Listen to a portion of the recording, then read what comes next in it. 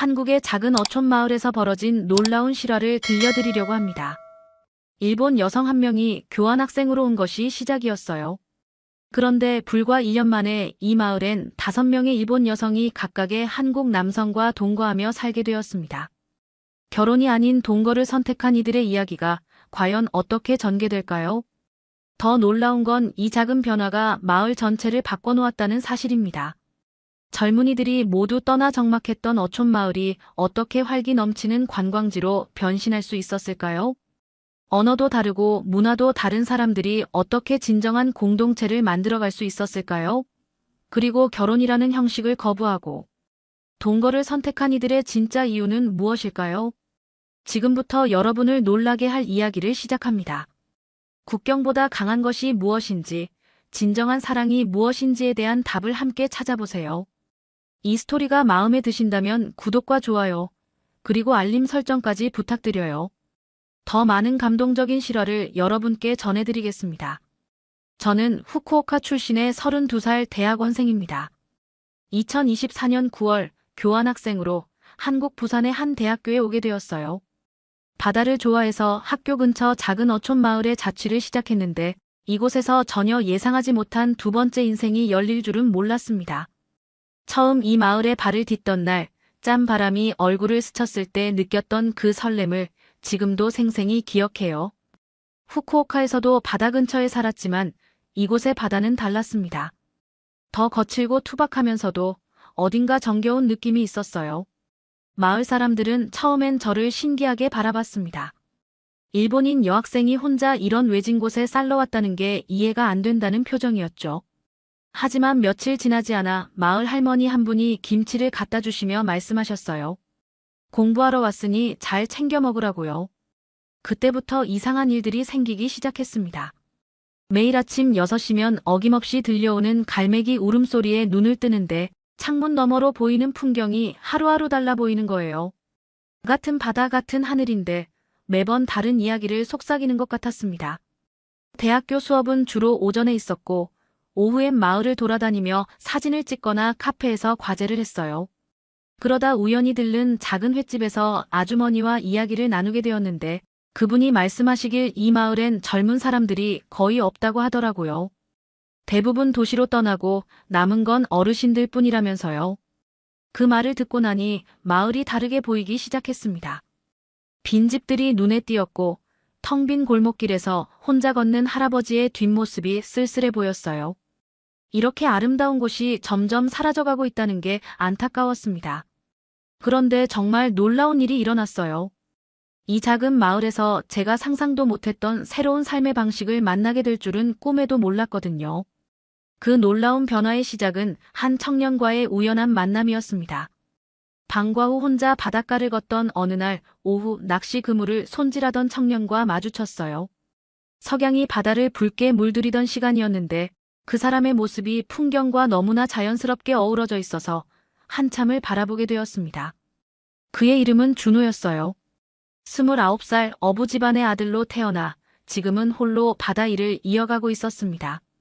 부모님은 몇 년 전에 돌아가셨고 형제들은 모두 도시로 떠나버려서 혼자 남았다고 했어요.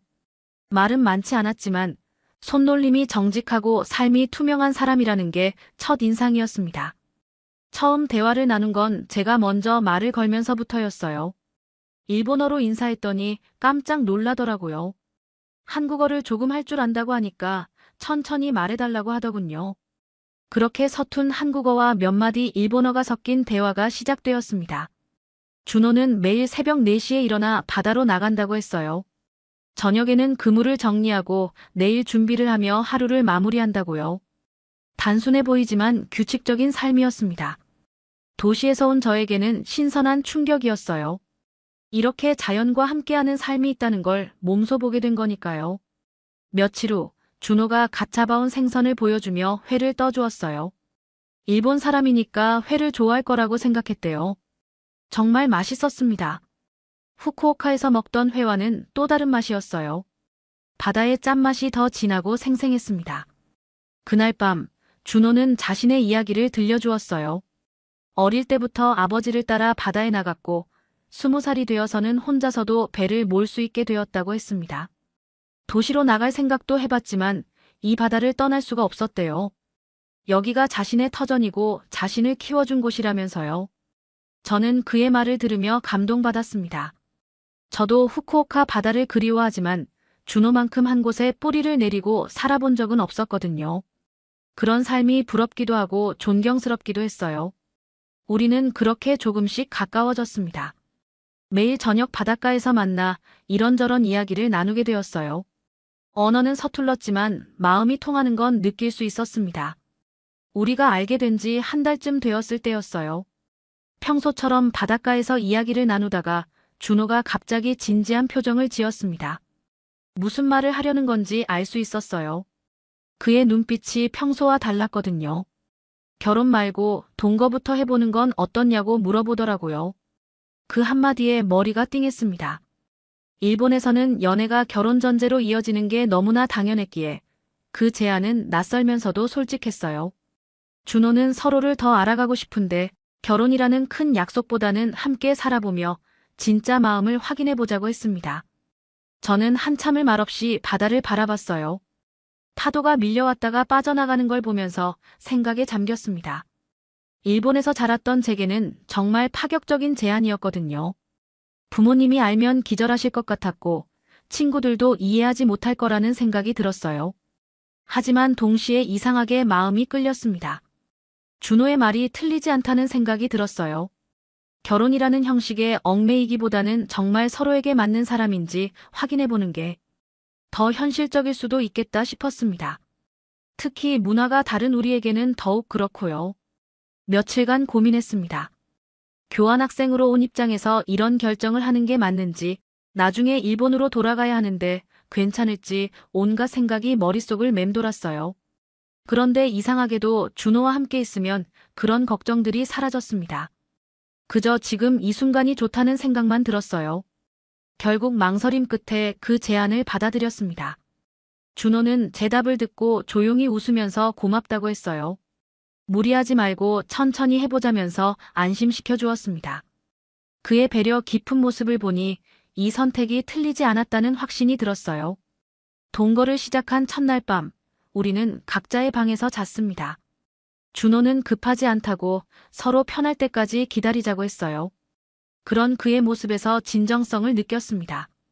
단순히 외로움을 달래려는 게 아니라 정말 저와 함께 삶을 만들어가고 싶어 한다는 걸 알 수 있었거든요.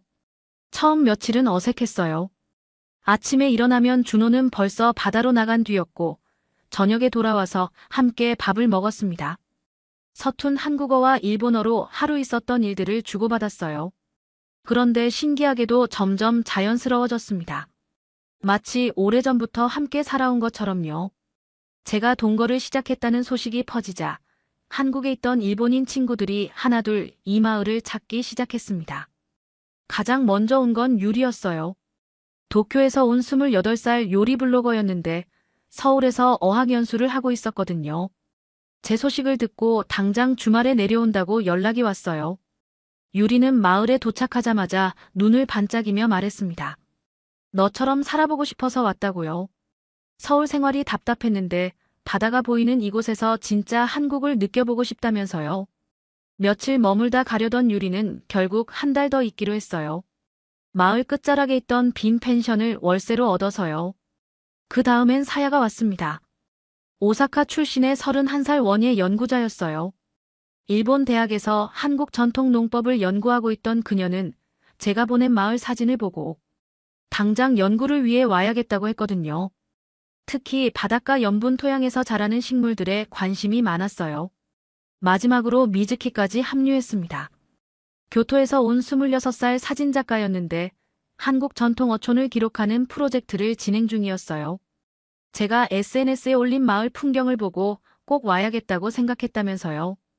이렇게 일본인 여성 4명이 작은 어촌 마을에 모이게 되었습니다. 마을 사람들은 처음엔 의아해했어요. 갑자기 일본 말이 여기저기서 들려오니까 당황스러웠을 거예요. 하지만 우리가 마을에 해를 끼치려는 게 아니라는 걸 금세 알아차리셨습니다. 언어 교환이 자연스럽게 시작되었어요. 유리는 마을 아주머니들에게 일본식 요리법을 가르쳐드리고 대신 한국 전통 음식 만드는 법을 배웠습니다. 사야는 마을 텃밭에서 채소를 기르며 한국어를 익혔고, 미즈키는 어르신들의 옛 이야기를 들으며 마을 역사를 사진에 담았어요. 공동 주방이라는 개념도 생겨났습니다. 각자 집에서 요리하던 걸 큰 집 한 곳에 모여서 함께 해먹기 시작한 거예요. 일본 음식과 한국 음식이 한 상에 올라오는 진풍경이 펼쳐졌습니다. 미소시루와 김치찌개가 함께 있는 상차림이라니 상상도 못했던 조합이었어요. 번갈아가며 장을 보는 것도 하나의 재미가 되었습니다. 오늘은 유리가, 내일은 제가, 모레는 사야가 하는 식으로요. 각자 나라의 특색 있는 재료들을 사와서 새로운 요리에 도전해봤어요. 그렇게 우리의 일상이 하나의 작은 커뮤니티가 되어갔습니다. 유리는 요리 블로거답게 이곳의 신선한 해산물에 완전히 매료되었습니다. 매일 아침 준호와 다른 어부 아저씨들이 가져오는 생선들을 보며 눈을 반짝였어요. 방어, 고등어, 멸치 같은 친숙한 생선부터 한국에서만 볼 수 있는 특이한 어종까지 다양했거든요.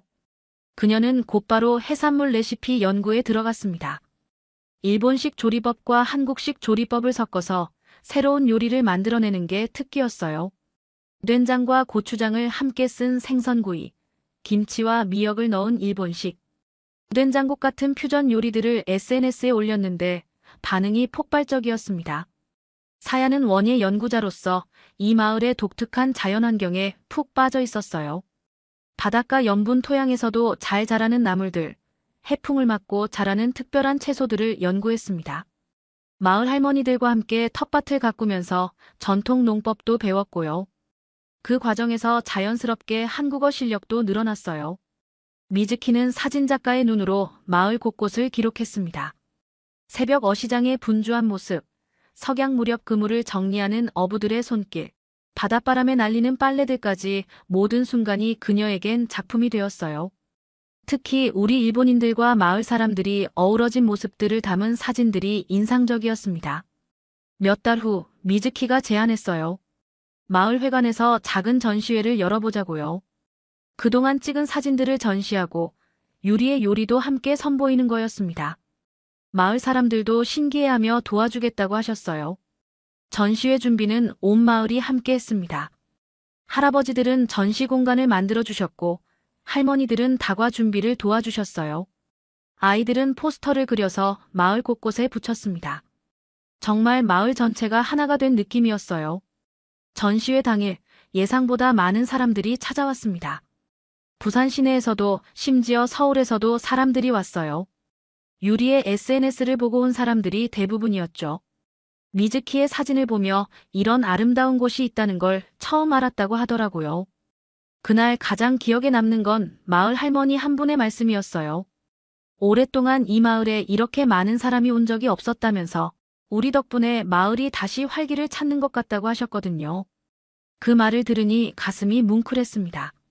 사람들은 점점 우리 마을에 관심을 갖기 시작했어요.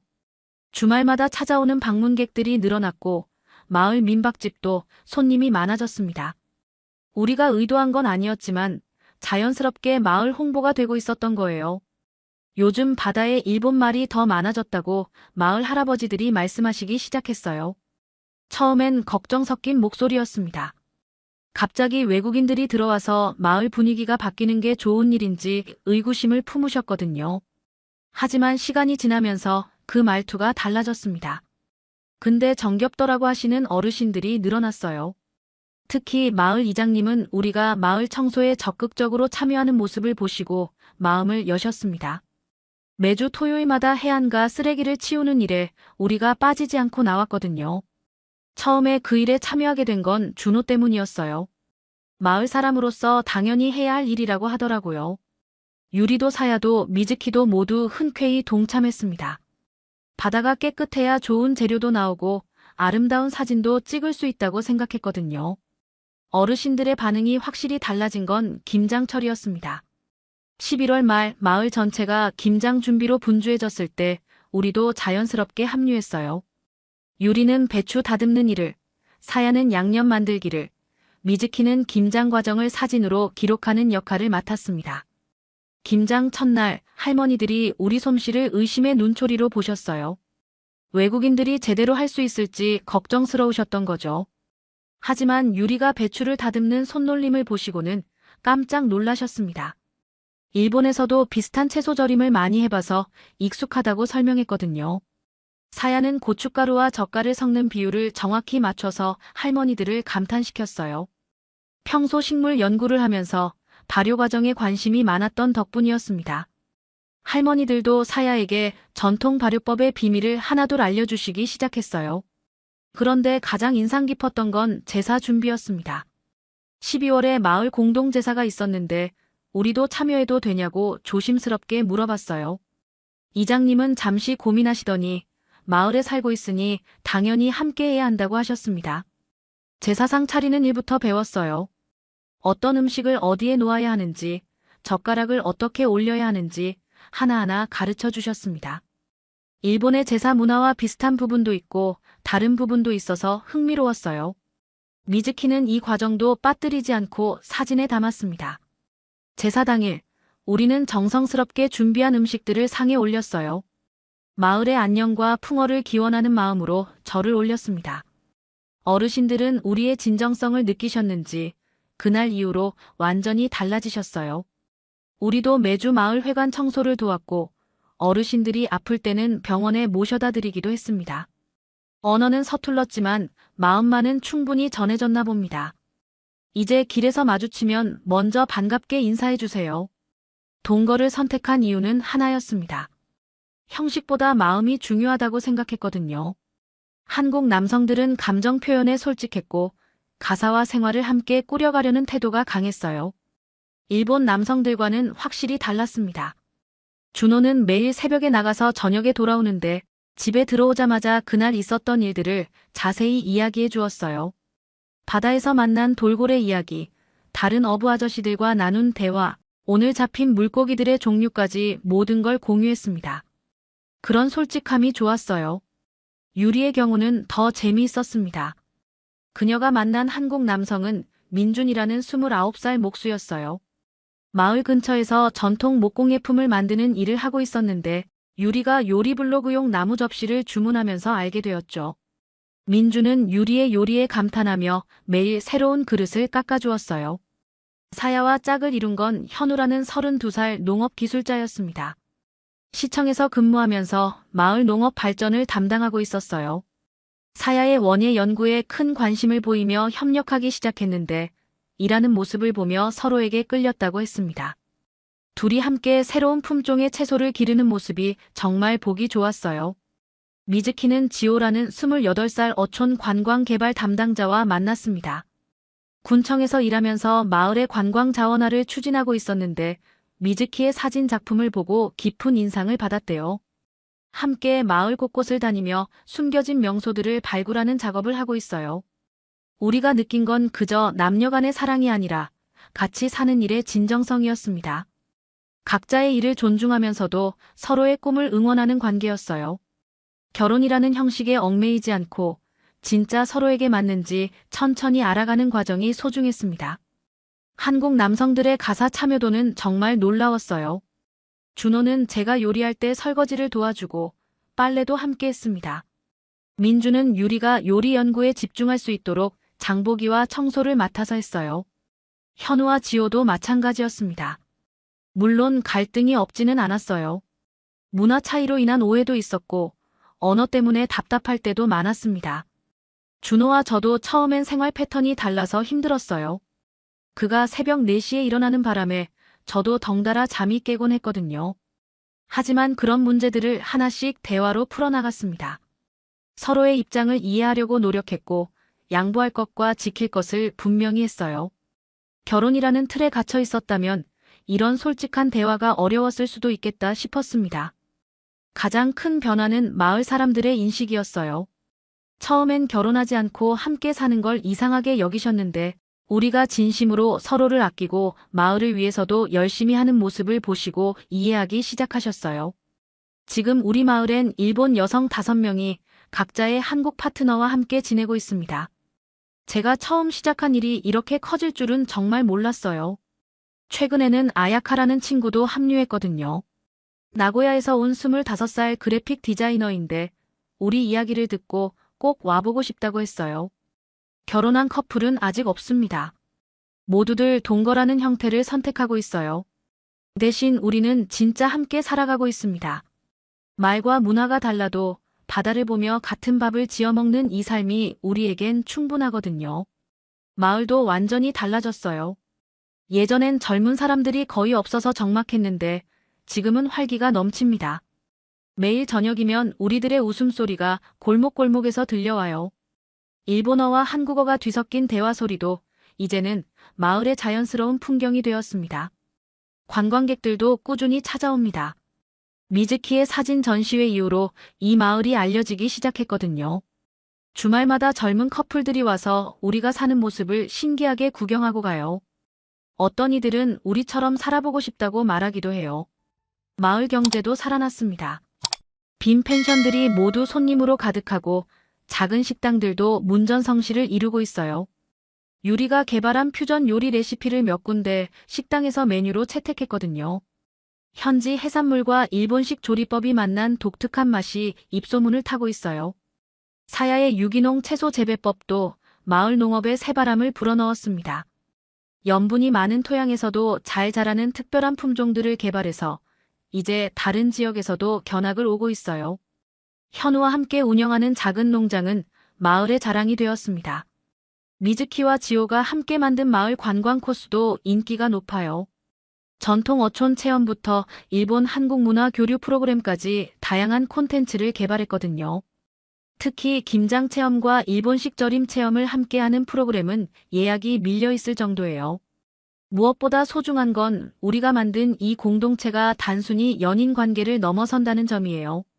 서로 다른 나라에서 온 사람들이 한 마을에서 진정한 가족처럼 지내고 있거든요. 아플 때는 돌봐주고 기쁜 일이 있으면 함께 축하하고 힘든 일이 있으면 머리를 맞대고 해결책을 찾아요. 국경보다 중요한 건 같이 살고 싶다는 마음이라는 걸 매일매일 실감하고 있습니다. 일본으로 돌아가라는 가족들의 재촉도 있지만 이곳이 이제는 진짜 제 고향이 된 것 같아요. 준호와 함께 꾸려가는 이 삶이, 형식에 얽매이지 않은 이 사랑이 너무 소중해요. 앞으로도 우리의 이야기는 계속될 거예요. 언젠가 결혼할 수도 있고 아닐 수도 있어요. 하지만 그건 중요하지 않습니다. 지금 이 순간 서로를 아끼고 함께 살아가고 있다는 것만으로도 충분하거든요.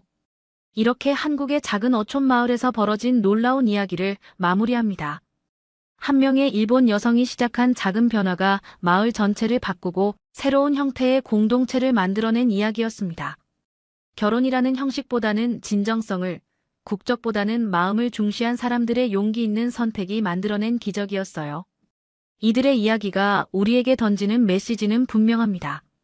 사랑에는 정해진 형태가 없다는 것, 서로 다른 문화가 만나면 더 아름다운 조화를 이룰 수 있다는 것, 그리고 진정한 공동체는 혈연이나 지연이 아닌 마음의 연결로 만들어진다는 것이죠. 지금도 그 마을에서는 일본어와 한국어가 자연스럽게 섞여 흘러나오고 서로 다른 문화가 하나의 아름다운 풍경을 만들어내고 있습니다.